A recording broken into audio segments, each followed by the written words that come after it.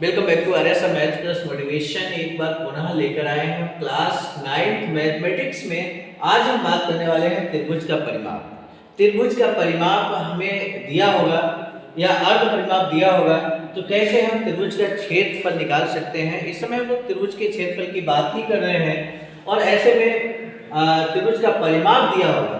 अभी तक जो सवाल हम लोगों ने किए, समबाहु त्रिभुज, समद्विबाहु त्रिभुज, समकोण त्रिभुज का क्षेत्रफल, उसकी भुजा दी गई है और ऐसी कंडीशन में उसका हम क्षेत्रफल कैसे निकालते हैं, ये बात अभी तक हम लोग कर चुके हैं। लेकिन समबाहु त्रिभुज का परिमाप अगर दिया गया है तो कैसे हम उसका क्षेत्रफल निकालेंगे। आज हम इस तरह का सवाल यहाँ पर लेकर आए हैं। इस सवाल को बताने से पहले आइए हम देख लेते हैं त्रिभुज का परिमाप किसे कहते हैं।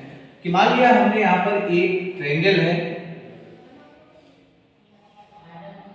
ए बी सी, और इस ट्रायंगल चूंकि ये हम समबाहु त्रिभुज की बात कर रहे हैं, जनरली तौर पर इसकी भुजाओं को हम ए बी सी मानते हैं।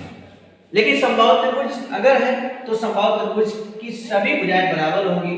तो यदि हम इसको समबाहु त्रिभुज मानेंगे तो सभी भुजाएं यहाँ पर बराबर हो जाएंगी। ऐसे में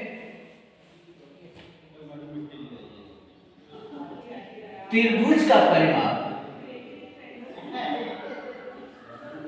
परिमाप का जो सूत्र होता है 2s मान लिया जाता है त्रिभुज का परिमाप। और परिमाप का मतलब है तीनों भुजाओं का योगफल। तीनों भुजाओं का योगफल यानी कि a प्लस बी प्लस सी। इस तरह से त्रिभुज का परिमाप हम निकाल सकते हैं। अब हमें यहाँ पर देखना है ये अर्ध परिमाप क्या होगा। अर्ध परिमाप यानी कि परिमाप का आधा, तो यहाँ 2 जो है ना अपान में आ जाएगा। ये इसको हम s कहेंगे, अर्ध परिमाप को s कहेंगे। तो ये जाएगा a प्लस बी प्लस सी अपान में 2। यानी कि जल्दी तौर पे अभी हम लोग हीरोन का सूत्र जब करेंगे तो वहाँ s का यूज बहुत ज्यादा होने वाला है। लेकिन आज फिलहाल अभी हम इसी सवाल पर फोकस कर रहे हैं। समबाहु त्रिभुज की जहां तक बात है तो समबाहु त्रिभुज की जब बात होगी तो समबाहु त्रिभुज में चूंकि सभी भुजाएं बराबर होती हैं, a बराबर b बराबर c, ऐसा कुछ होगा। तो यहां पर दिया गया है। अब इस सवाल के सॉल्यूशन की बात कर लेते हैं। इस सवाल में दिया गया है कि समबाहु त्रिभुज का परिमाप 60 मीटर है। तो यहां पर दिया गया है, इसको हम लिख लेते हैं। समबाहु त्रिभुज का परिमाप बराबर 60 मीटर। तो समबाहु त्रिभुज का परिमाप यानी कि समबाहु त्रिभुज की तीनों भुजाएं बराबर होती हैं।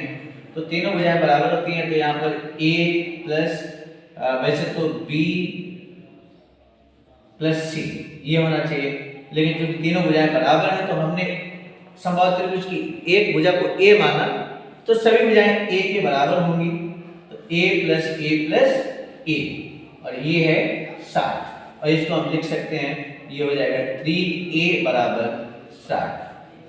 3 से काट सकते हैं तो ये आ जाएगा 20, a इक्वल टू 20। चूंकि मीटर में दिया गया तो मीटर हो जाएगा इस तरह से। तो ये यहाँ पर एक भुजा आ चुकी है समबाहु त्रिभुज की।